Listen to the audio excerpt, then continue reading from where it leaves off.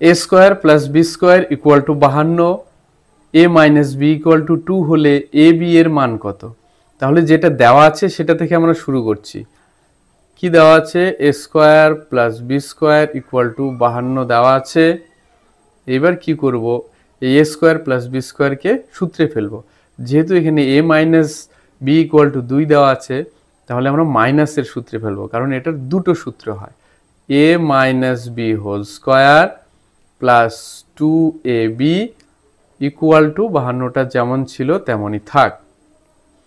এইবার এ মাইনাস বির মান কত দেওয়া আছে? 2, মান বসিয়ে দিলাম, তার স্কোয়ার 2ab ইকুয়াল টু কত হবে? 52 হবে।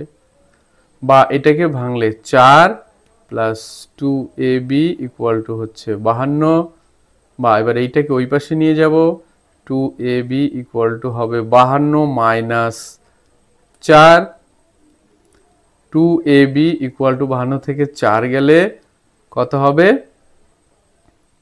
48, বা ab ইকুয়াল টু কি হবে?